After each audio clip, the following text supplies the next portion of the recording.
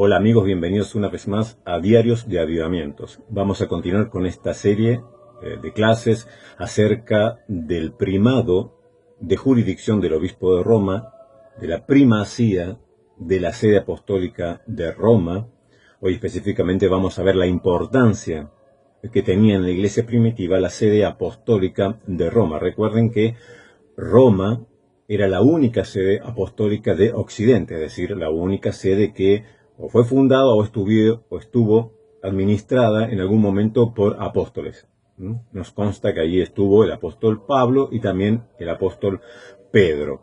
Obviamente que Santiago de Compostela, por ejemplo, donde se supone, dicen que está enterrado el apóstol Santiago, podría competir con ellos, porque también se afirma que allí predicó Santiago. Pero como esto es más bien mito y fábula, no hay ninguna veracidad en cuanto a que eso sea verdaderamente histórico, entonces la única sede que nos queda en Occidente, descartando a España, sería obviamente Roma. Y así fue reconocida siempre, como la única sede apostólica de Occidente. Bueno, empezaremos considerando un conflicto que hubo entre el obispo de Roma y los obispos de Oriente, que nos van a arrojar un poquito de luz acerca de la relación entre el obispo de Roma, supuestamente, que ostentaba la supremacía de jurisdicción universal o el primado de jurisdicción universal. ¿Qué sucedió? Estamos aquí por el siglo IV. Atanasio, este obispo gran campeón de la ortodoxia nicena, que defendió la Trinidad, que defendió la divinidad de Jesucristo, en el concilio de Nicea en el 325, obispo alejandrino, había sido depuesto de su sede, porque fue un momento en el cual los arrianos y los semi-arrianos, contando con el favor y el apoyo de los emperadores, comienzan a mostrarse en desacuerdo con lo decretado en Nicea, y hay una predominancia, va creciendo, y se va constituyendo casi una mayoría de arrianos frente a una mayoría de nicenos, es decir, de ortodoxos, que estaban a favor de la correcta doctrina que se había estipulado en el Gran Concilio de Nicea. Bueno, frente a su inflexible defensa del Concilio de Nicea, Atanasio es depuesto de su sede, con la venia del emperador, con la venia de otros obispos orientales, es expulsado, y entonces busca refugio en Roma. Allí en Roma estaba el Papa Julio I, que fue Papa del 337 al 352. Estamos en el siglo IV, recuerden. Atanasio busca allí refugio y el Papa Julio I lo recibe con todos los honores y convoca un concilio en Roma, el concilio romano del 341. Allí el Papa Julio I declara en este concilio la restitución de Atanasio en su sede.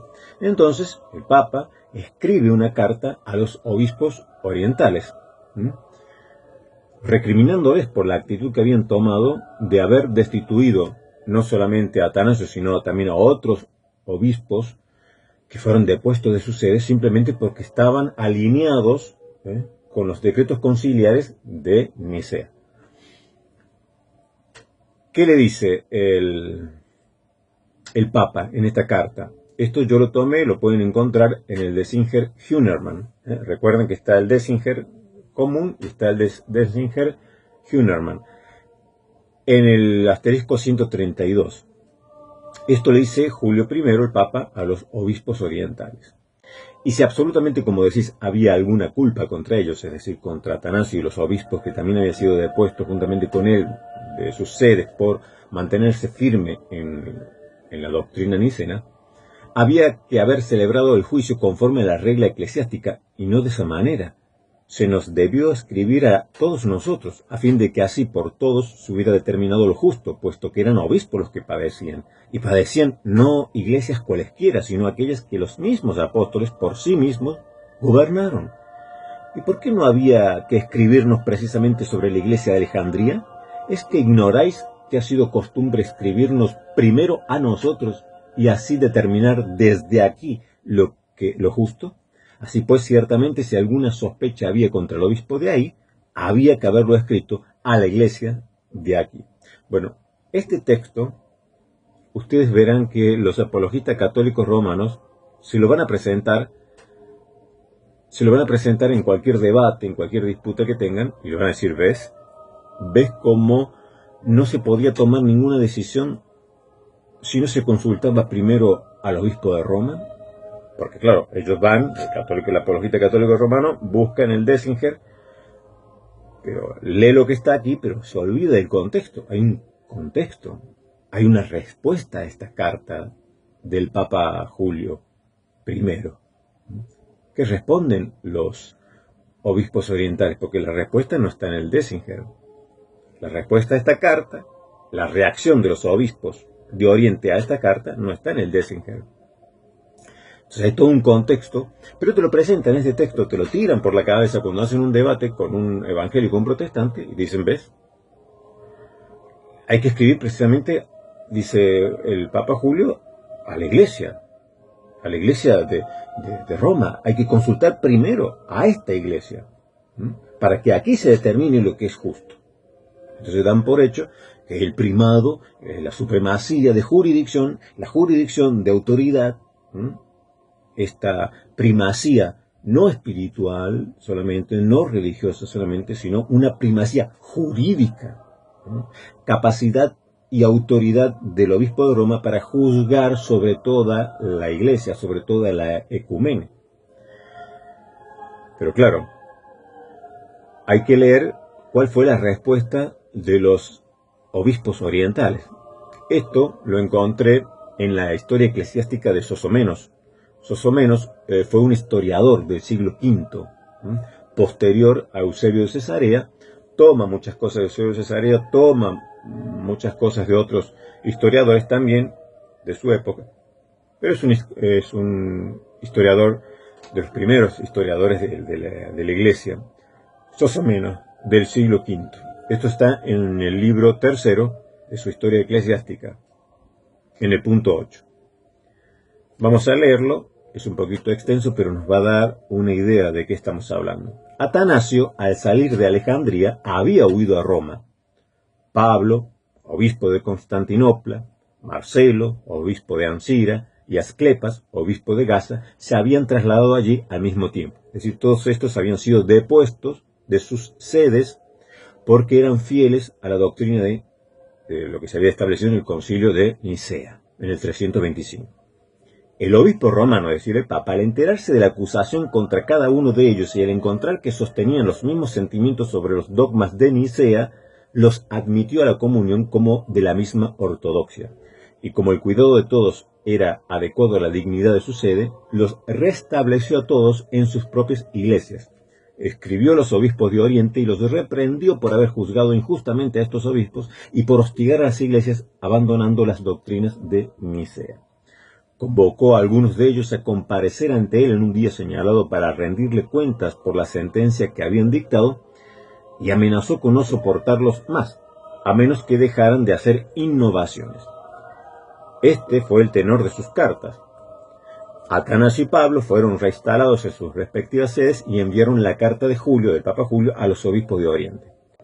Los obispos orientales apenas pudieron tolerar tales documentos y se reunieron en Antioquía y redactaron una respuesta a Julio, el Papa Julio, hermosamente expresada y compuesta con gran habilidad legal. Aclaremos que en el 341, así como el Papa Julio I convoca este sínodo en Roma y restablece a Atanasio y a los demás obispos que habían sido depuestos y le envía esta carta a los obispos de Oriente, los obispos de Oriente se enojan al recibir esta carta del Papa Julio y convoca también un concilio en el 341 en Antioquía y redactaron una respuesta al Papa Julio.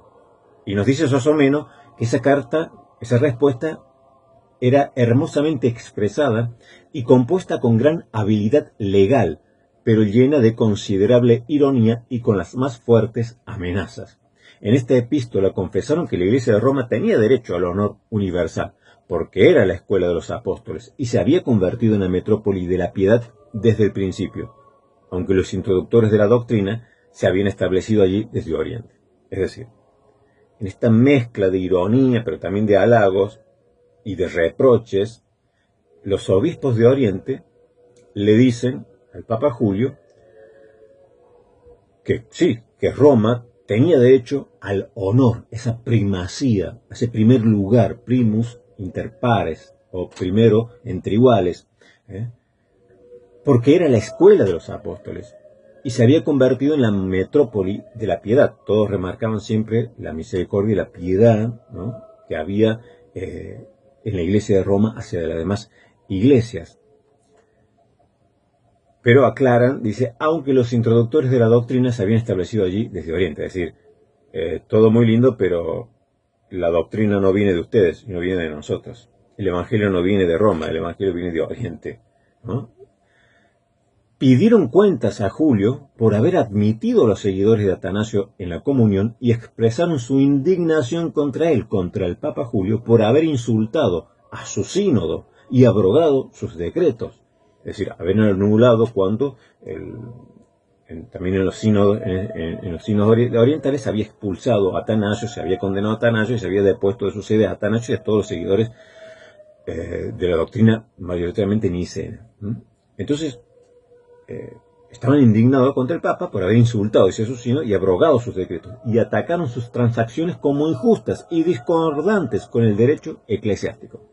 Después de estas censuras y protestas contra tales agravios, procedieron a declarar que si el Papa Julio, reconocía la deposición de los obispos, es decir, reconocía el Papa Julio que habían sido depuestos correctamente los obispos y Atanasio, que habían expulsado, y la sustitución de aquellos que habían ordenado en su lugar, le prometerían paz y compañerismo, pero que, a menos que accediera el Papa Julio a estos términos, declararían abiertamente su oposición. Añadieron que los sacerdotes que les habían precedido en el gobierno de las iglesias orientales no habían ofrecido oposición a la deposición de Novaciano por parte de la iglesia de Roma. Es decir, una carta durísima. Si solamente nos quedamos con lo que leímos en el de Singer Hünermann, que los apologistas católicos romanos generalmente utilizan para decir, ves cómo el Papa Julio dice que todo tiene que ser consultado a la sede de Roma porque de allí tiene que partir o decretarse justicia, impartirse justicia, lo que es correcto, lo que es justo. Si nos quedamos allí, nos quedamos con la mitad de la historia, pero la historia no está allí. La historia hay que completarla con la respuesta de los obispos orientales a esta pretensión del Papa Julio I. ¿Qué les responde? Aquí vamos más allá de la ortodoxia. Obviamente que el Papa Julio estaba en lo correcto. El Papa Julio estaba defendiendo la correcta doctrina, se había puesto del lado de los buenos, se había puesto del lado de los ortodoxos, se había puesto del lado de Atanasio y de los demás obispos que injustamente habían sido depuestos de sus sedes por sostener lo que se había decretado en el concilio ecuménico, el primer concilio ecuménico general de la Iglesia, que fue en el 325 en Nicea. Obviamente, no estamos discutiendo aquí. El Papa estaba en el lugar correcto, el Papa estaba hablando lo correcto. Pero si van a tomar este texto que hemos leído en el de Singer, que esta carta que les envía el Papa Julio a los orientales, para decir, ¿ves?, cómo tenía la supremacía de jurisdicción, cómo el Papa tenía una primacía no solamente de honor, no solamente de espiritual, religiosa, sino jurídica, legal, una jurisdicción, una supremacía de autoridad para imponer su criterio a toda la Iglesia. Pues, si eso fuese verdad, si eso fuese cierto, los obispos orientales hubieran dicho, bueno, está bien, acatamos la decisión del obispo de Roma, del Papa, y restablecemos en su sede a Atanasio y a todos los demás obispos que él ha decretado en un sínodo en Roma que tienen que ser puestos nuevamente y recuperar sus sedes, y aquellos que usurparon el lugar que pusieron en lugar de ellos deben ser quitados y que vuelvan estos obispos y Atanasio a las sedes que les correspondían. Sin embargo, se enojan y se ponen furiosos y le contestan diciendo, está bien, nosotros reconocemos que Roma tiene una preeminencia de honor, de caridad, que preside la caridad, la importancia de Roma. Pero no te olvides que el Evangelio, no te olvides que la doctrina, le dice, vienen de Oriente, no nace de ustedes. Y que dice acá algo muy importante en el último que hemos leído, no sé si ustedes se prestaron atención. Añadieron que los sacerdotes que le habían precedido en el gobierno de las iglesias orientales no habían ofrecido oposición a la deposición de Novaciano por parte de la Iglesia de Roma. Ustedes recuerdan que en el siglo III, por épocas del gran obispo de Cartago, Cipriano de Cartago, Roma, la sede había quedado vacante porque el Papa había muerto como mártir, había sido martirizado, el obispo de Roma había sido martirizado y había quedado la sede vacante. Entonces, hay como dos candidatos. Por un lado, Novaciano, este Novaciano que nos habla aquí. Novaciano era un erudito, Novaciano era un gran teólogo. Novaciano escribe el primer tratado acerca de lo que sería el Espíritu Santo y la Trinidad, de mucha ortodoxia. Es el primer tratado ortodoxo que se escribe acerca de este tema, el Espíritu Santo y la Trinidad. Un hombre con grandes dotes de oratoria, de intelectualidad, de doctrina, de teología. Y por el otro lado estaba Cornelio, de quien no se sabe mucho, y que no tenía para nada las características, las virtudes o los talentos que tenía Novaciano. Novaciano quería ser, era de ese cuerpo de presbíteros que gobernaba la iglesia. El Papa había sido martirizado, así que había quedado allí un vacío, pero gobernaban este cuerpo colegiado de presbíteros, en el cual destacaba Novaciano, y también estaba, como dijimos, Cornelio. ¿Qué pasó? Le consultan también a Cipriano de Cartago. Cipriano de Cartago se pone del lado de Cornelio y apoya y dice que el que debe ocupar la cátedra, el que debe ocupar la sede allí, el papado, el ser obispo de Roma, es Cornelio. Porque, ¿qué diferencia había fundamentalmente entre Cornelio y Novaciano? Novaciano afirmaba que los cristianos que habían caído en la persecución, ya sea porque habían ofrecido libaciones, habían ofrecido sacrificio a los ídolos, al genio del emperador, o que habían comprado libelos, estos documentos que eran como que hacían constar que sí, que en realidad habían ofrecido, cuando en realidad no habían ofrecido ningún sacrificio, pero era como un documento, un certificado, libelo que se compraba. Y muchos cristianos lo compraron, y algunos líderes también cristianos compraron este libelo, otros directamente ofrecieron, es decir, cayeron en apostasía. Novaciano decía, estos cristianos cayeron en apostasía, han perdido su salvación, han apostatado, están excluidos de la iglesia no tiene nada que ver con ellos, ya no se los puede admitir.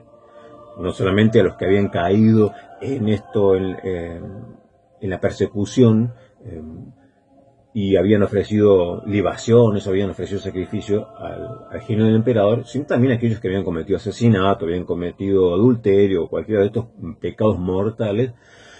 Novaciano afirmaba que ya no había nada que hacer con ellos.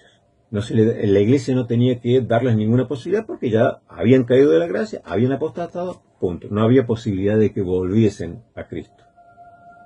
Cornelio era de la idea contraria. Cornelio decía así, estos eran cristianos, han apostatado, han negado a Cristo. Si ahora muere, se van a la condenación eterna, porque Cristo dijo que el que le negara, él también lo negara delante del Padre. Pero el que le confesara delante de los hombres, él le confesará también en el día posterior. Entonces esto lo tenían muy claro aquellos que se enfrentaban al martirio y la persecución. Si yo niego a Cristo, Cristo me va a negar a mí. Entonces, Cornelio decía, está bien, estos han caído. Se llamaban los lapso, de caídos. Estos han caído en la persecución, han caído en el pecado, han caído en la apostasía. Pero la iglesia tiene que ser misericordiosa y tiene la oportunidad, si se arrepienten y hacen una penitencia verdadera, genuina, pueden ser restablecidos nuevamente a la gracia, pueden ser restablecidos nuevamente a la iglesia, pueden volver a disfrutar y a gozar de la salvación. Dos posturas irreconciliables.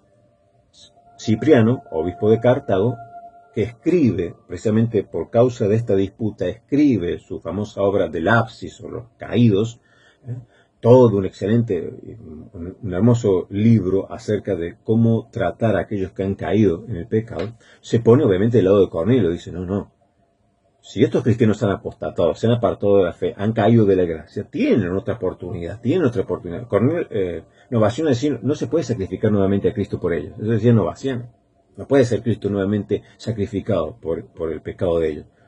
Pero Cornelio y Cipriano decían, no, la iglesia puede restaurarlos con una penitencia genuina, duradera, extensa, porque realmente la penitencia que se ofrecía en aquellos casos no era como el día de hoy, que ya me arrepentí, 4 lágrimas, Dios me perdonó, así como Dios restauró a David, a mí también Dios me restauró. No, no.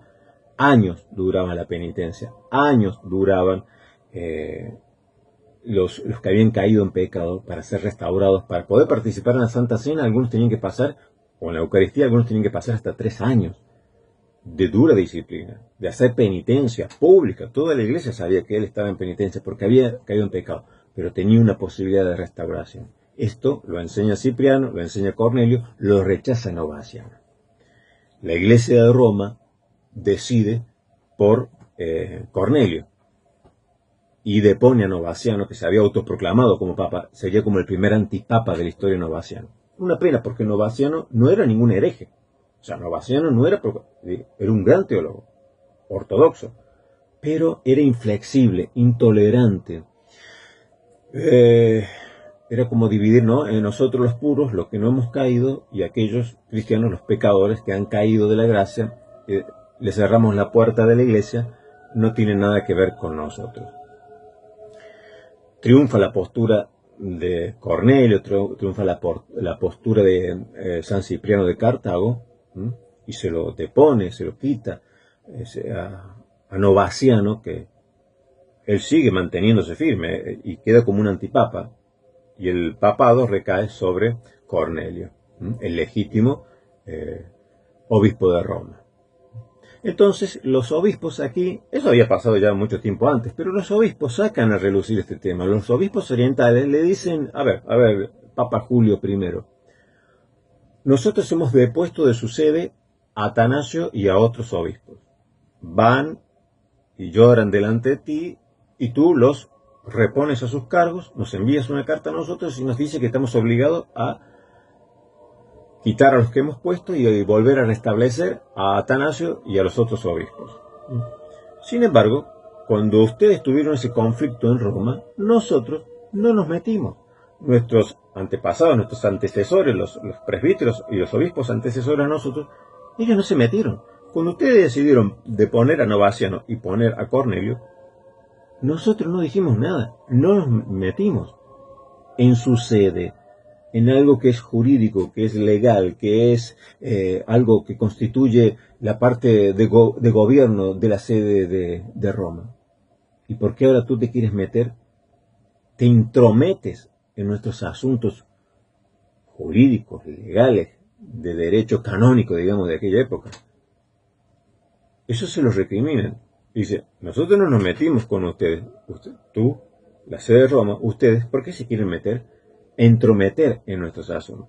Esto nos da a entender, más allá que, repito, la postura correcta era la del Papa Julio al defender a Atanasio, la postura correcta era la de Atanasio, la postura incorrecta era la de los obispos orientales, pero aquí lo que estamos viendo no es acerca de la ortodoxia, sino acerca de la jurisdicción, el alcance de la jurisdicción del obispo de Roma. La primacía del obispo de Roma era espiritual, de honor, o era jurídica, legal, con autoridad para entrometerse en los asuntos legales, en los asuntos de gobierno de las demás sedes. Pues aquí vemos que le responden los de Oriente diciendo, no te entrometas, ¿por qué te metes con nosotros? Nosotros no nos metimos con ustedes, ustedes no se metan con nosotros, porque somos independientes, cada sede independiente. Este es el pantallazo general, ¿no? Para cuando le saquen a relucir este texto del Papa Julio I que sale allí en Denzinger, sepan ustedes cuál es la respuesta de los obispos orientales, que nos dan a entender que si bien el obispo de Roma pretendía una jurisdicción que llegara, que alcanzara a toda la iglesia, a todas las sedes patriarcales, sin embargo los obispos de Oriente dicen, no. Ustedes tuvieron un problema con Novaciano, se lo resolvieron ustedes solos, porque nosotros ahora tenemos problemas con Atanasio y otros obispos, nos resolvemos nosotros. No te entrometas.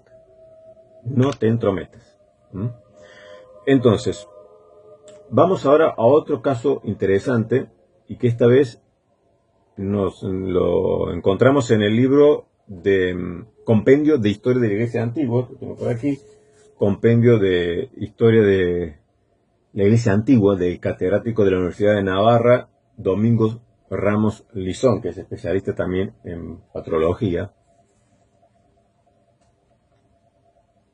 Vamos a ver otro caso interesante acerca de la primacía o supremacía de jurisdicción del obispo de Roma.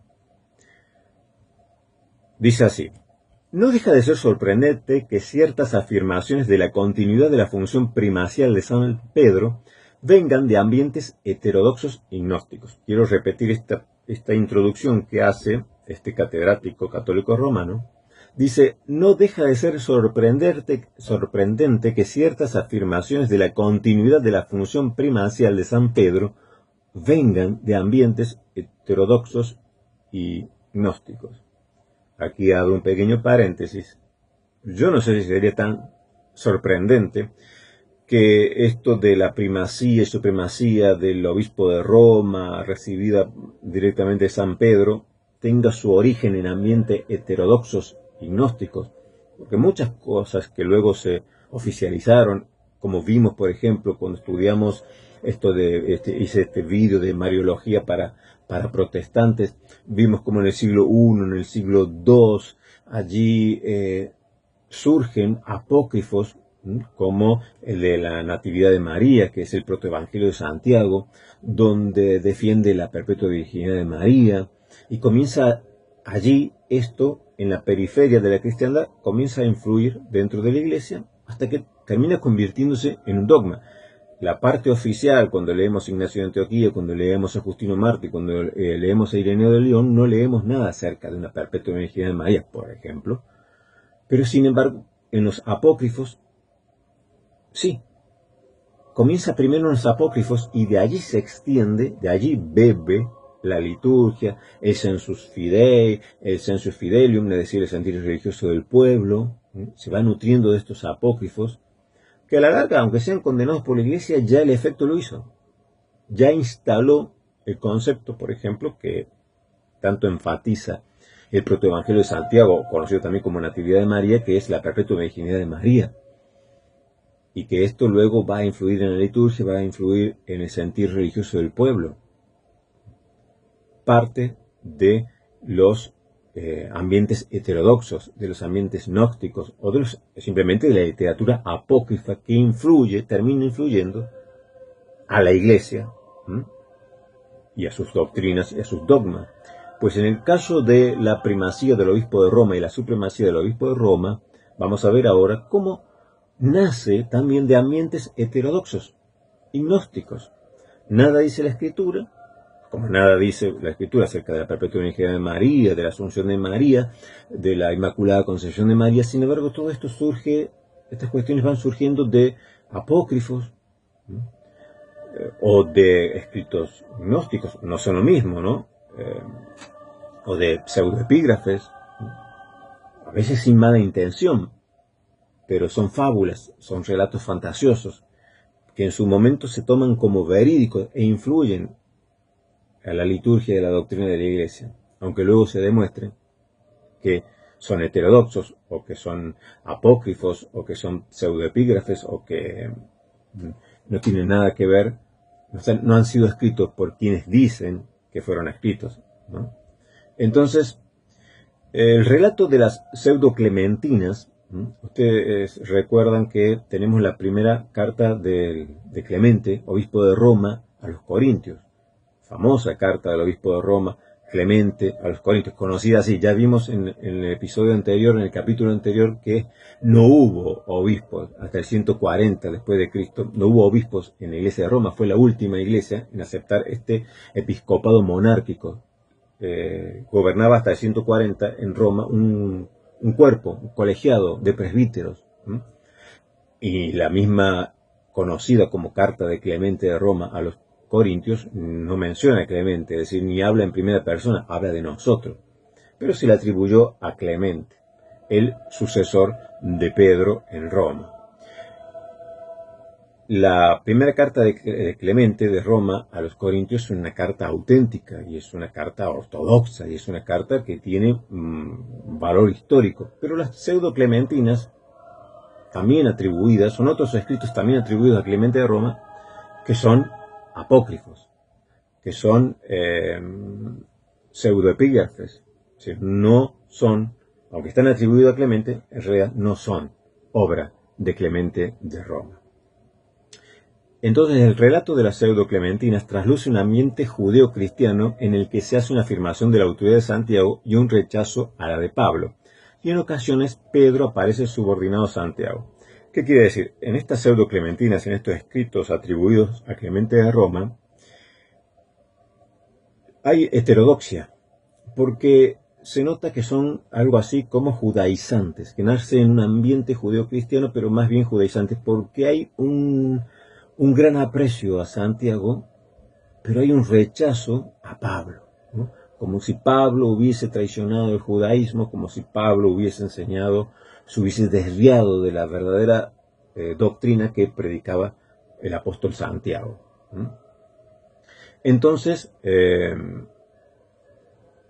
de todas formas, lo que habría que destacar, nos dice aquí el autor, Ramón Lizón, como novedoso en estas pseudoclementinas, es la afirmación explícita de la continuidad entre él y los jefes de la Iglesia de Roma. Es decir, explícitamente se dice en esta pseudoclementina, sobre todo en una epístola, una carta de Clemente de Roma a Santiago de Jerusalén,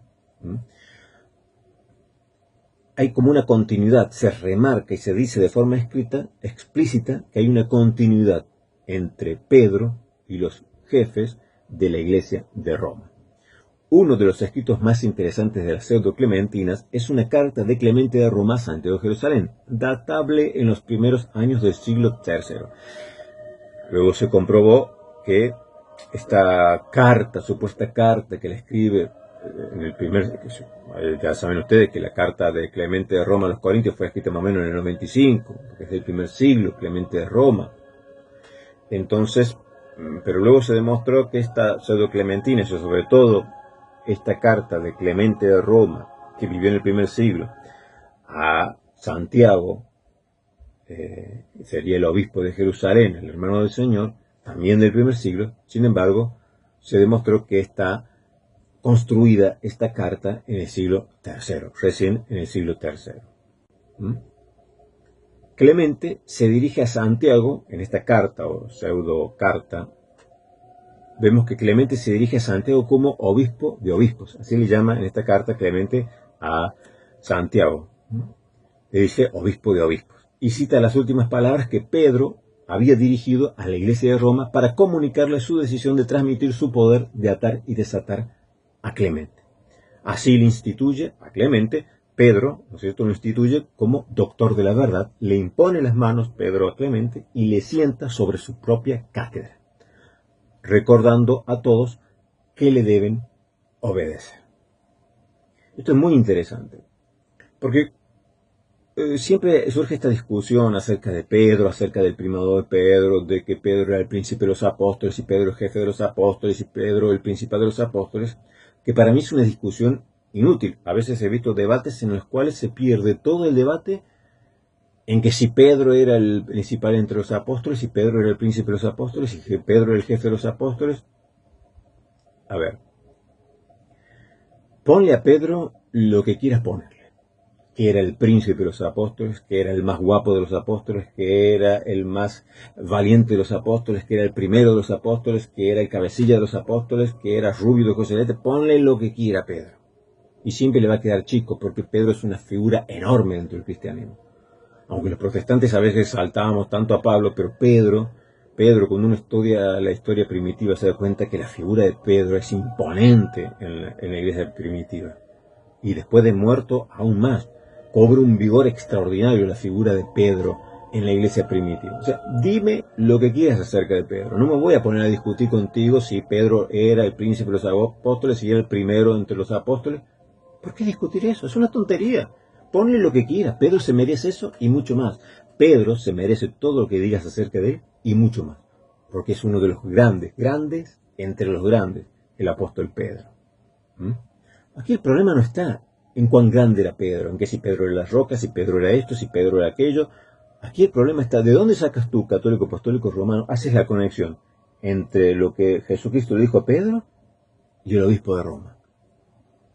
O sea, todo lo que Jesús le dijo a Pedro, todo lo que quieras decirle a Pedro, ¿cómo haces tú luego para decir, pero todo eso le corresponde al obispo de Roma?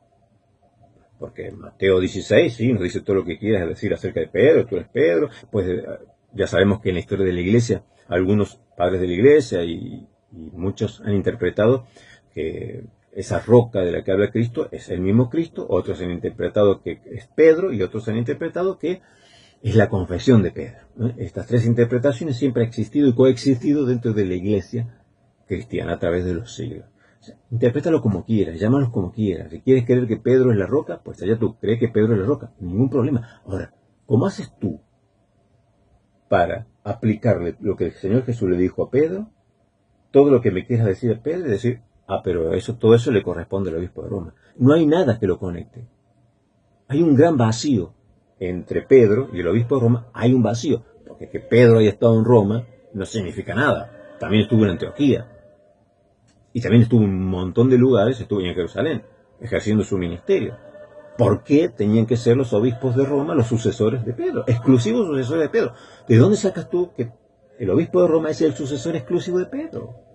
¿Cómo unes tú todo lo que me digas de grande acerca de Pedro, se lo quieres luego aplicar al Papa? ¿Cómo haces esa conexión? ¿De dónde la sacas? Porque en la Biblia no está. En la Biblia no habla nada del obispo de Roma.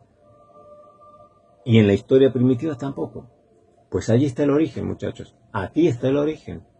En ambientes heterodoxos, ambientes gnósticos, ambientes de escritura y literatura apócrifa, pseudoepígrafe, así como ciertos dogmas de María no nacen del culto, de los ministerios oficiales de la iglesia primitiva, sino de la periferia, de la cultura popular, del sentir popular, religioso, del pueblo, de la periferia de la iglesia, en estos ambientes donde se promueve y se fomenta la literatura apócrifa, la literatura pseudoepígrafe, y luego va influyendo tanto hasta que termina convirtiéndose en creencia, en doctrina y luego en dogma.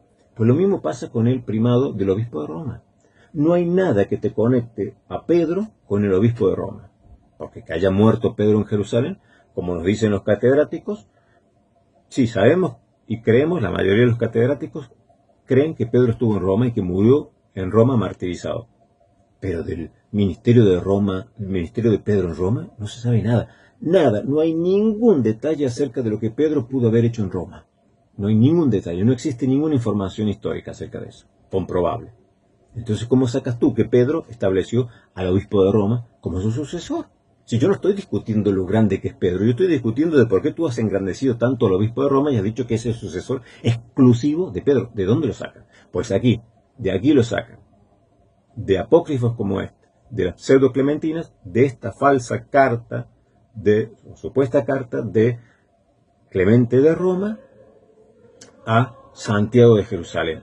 Supuestamente esto sucedió, esta carta del siglo I, pero se demostró posteriormente que esta carta era una falsificación del siglo III, ¿no? Un apócrifo. Pero sin embargo, allí está.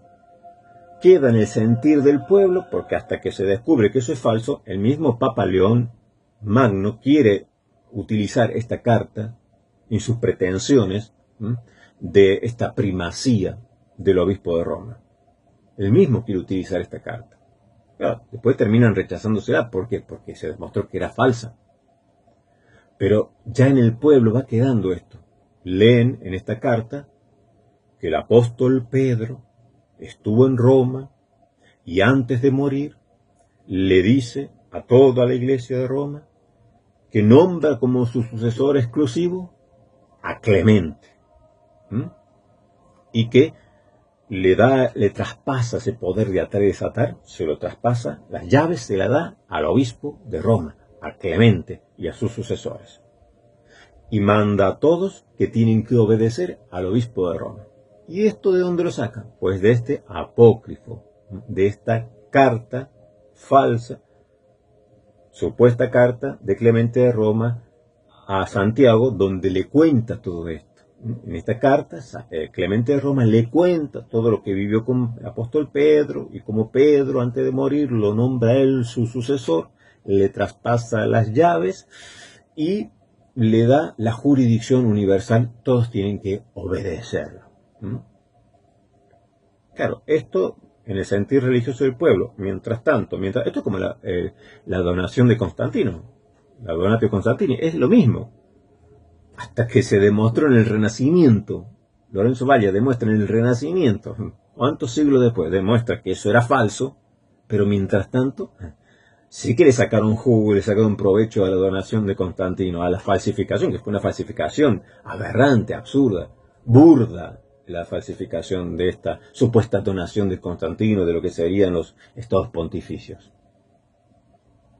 Pero sin embargo, hasta que se descubrió la verdad, le sacaron provecho, se apoderaron de territorios y se apoderaron de ciudades con esa falsificación y se atribuyeron, no, porque Constantino nos donó, aquí está la donación de Constantino.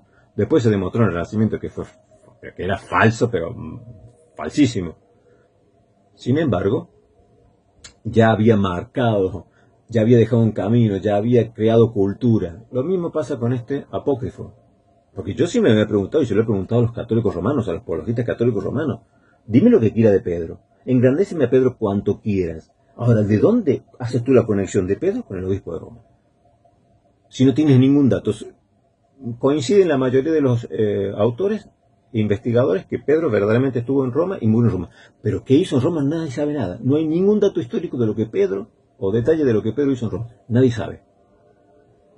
Sin embargo, tú dices, así mágicamente, que Pedro, que el príncipe de los apóstoles, que Pedro era el jefe de los apóstoles, que Pedro era el pastor universal, que Pedro era el que apacienta. Sí, a Pedro, apacienta mi rebaño. Sí, glorioso, hermoso. Sí, Cristo se lo dijo a él, no se lo dijo a ningún otro, se lo dijo a Pedro. Apacienta mi rebaño, apacienta mis corderos.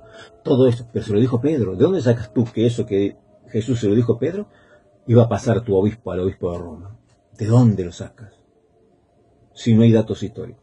Pues de aquí lo toman. De aquí. Esto marcó el camino. De aquí surge la primacía.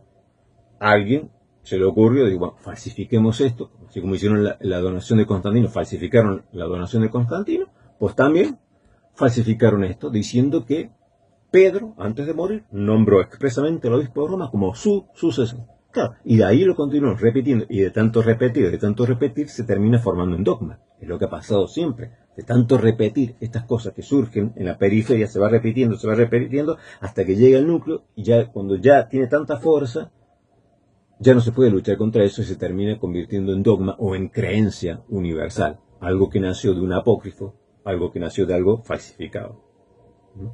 Pues, entonces es muy importante esto que nos dice este catedrático Ramos Lizón, catedrático de la Universidad de Navarra, de la Universidad de Teología, católico romano él, obviamente, de esta carta que nos da a entender, y allí encontramos el origen, ¿no?, de este reclamo, porque esta es una falsificación de inicios del siglo III, muy temprana, pero ya vemos cómo estas ambiciones del obispo de Roma siempre tratarán de buscar algo, así como la ambición material del obispo de Roma de poseer ciudades, de poseer estados pontificios, se basó utilizando la falsa donación de Constantino, hasta que después se demostró, pero una vez que se demostró tampoco devolvieron lo que ya se habían quedado. Lo mismo pasó con esta. Mientras se lo creyeron, le sacaron provecho, le sacaron jugo a esta carta. No, aquí está la carta de Clemente de Roma a Santiago. Aquí está. Pedro ha dejado como su sucesor exclusivo al obispo de Roma y a sus sucesores. Luego se demuestra que es falso, pero ya quedó la costumbre. Ya una vez hecha la costumbre, hecho el hábito, ya se convierte en doctrina, ya se convierte en dogma, ya se convierte en fuerza de ley. Obviamente, el católico romano de hoy, el apologista católico romano de hoy, no piensa, no se pregunta, ¿y de dónde surgió esto? ¿Cómo hago yo la conexión entre lo que el Señor le dice en Mateo 16, 18, 19 a Pedro, entre lo que le dice en el libro, al final del libro de Juan, apacienta mis corderos, apacienta mi rebaño, apacienta mis ovejas? Sí, todo lo que quiera, pero ¿cómo uno yo eso y se lo aplico al obispo de Roma? Pues aquí tienes lo que liga, lo que une, una carta falsa. Entonces se desmorona todo esto. no hay en la iglesia primitiva, cuando investigamos sus documentos, y esto los historiadores genuinos y honestos como este y como aquellos que estamos viendo, católicos romanos, lo dicen, no, estas cosas son falsas, esto nacen de apócrifos, influyen los apócrifos, dice, por eso dice, no deja de ser sorprendente que ciertas afirmaciones de la continuidad de la función primacia de San Pedro no vengan de ambientes ortodoxos, sino que de ambientes vienen, esto de la primacía de honor, o de la primacía de jurisdicción, del obispo de Roma viene de ambientes heterodoxos y hasta gnósticos, o en este caso judaizantes, porque las pseudos clementinas son escritos más bien judaizantes, es decir, exaltan la figura de Santiago, pero menoscaban a Pablo, ¿no? Como si Pablo fuese un traidor del Evangelio. Entonces, yo espero que este material que les pongo a disposición, que lo pueden encontrar, yo les estoy dando allí en los libros que aparecen, en las páginas que aparecen, hemos visto hoy dos casos, uno que sale en el Dessinger, que utilizan los apologistas católicos romanos del Papa Julio I, cuando les dice y les recriminan los obispos de Oriente que antes de tomar una decisión de expulsar un obispo, como cuando han expulsado a Atanasio, deberían haber consultado primeramente con él, porque de la sede de Roma tiene que salir y decretarse lo que es justo. Sin embargo, los obispos le dicen que nosotros no nos intrometemos cuando ustedes tienen problemas, así que ustedes tampoco se intrometen con nosotros. Esa es la respuesta que le dan los obispos de Oriente, diciéndoles, no, tú no tienes jurisdicción aquí. Arréglate con tus asuntos, encárgate de tus problemas, nosotros nos encargamos de esto. Y no aceptaron las definiciones del Papa, no aceptaron, los rechazaron y se enojaron y dijeron, o cambias de actitud o nos ponemos en guerra contra ti. Obviamente que luego termina triunfando la postura nicena, obviamente que, pero bueno, esto es un proceso, ¿no? De destierros y de vuelto a poner en su lugar a Atanasio y otra vez desterrado. Luego vendrá el Papa Liberio, recuerden ustedes, el Papa Liberio, que otra vez condenará a Atanasio, lo anatemizará y a su vez Liberio será también anatemizado porque se puso del lado de los semiarrianos, para congratularse con el emperador, para ser restituido en su sede, aunque luego después rectifica, al final de su vida Liberio rectifica y se pone también del lado de la ortodoxia, pero hubo un momento que fue heterodoxo, fue un momento que apoyó a los semiarrianos en contra de Atanasio. Bueno, todas estas vicisitudes han pasado, pero ¿qué nos muestran estos dos casos claros que hemos visto? No existe la primacía de jurisdicción, la supremacía, la autoridad jerárquica para imponer su criterio del obispo de Roma a toda la iglesia, sino que gobernaba la pentarquía. Y como dijimos, si hay pentarquía, no puede haber monarquía. Los católicos romanos, los apologistas católicos romanos se burlan de la pentarquía cuando hablamos de la pentarquía, porque no les gusta, porque les refuta. Es decir, pentarquía es el gobierno de los 5. Sin embargo, ellos te dicen, no, había una monarquía. El Papa era el que gobernaba. Eso sería una monarquía papal. Pero si está la pentarquía, no está la monarquía. O sea, no pueden estar los dos gobiernos a la vez. O gobierna la pentarquía, en la cual está incluido el Papa, o gobierna la monarquía papal.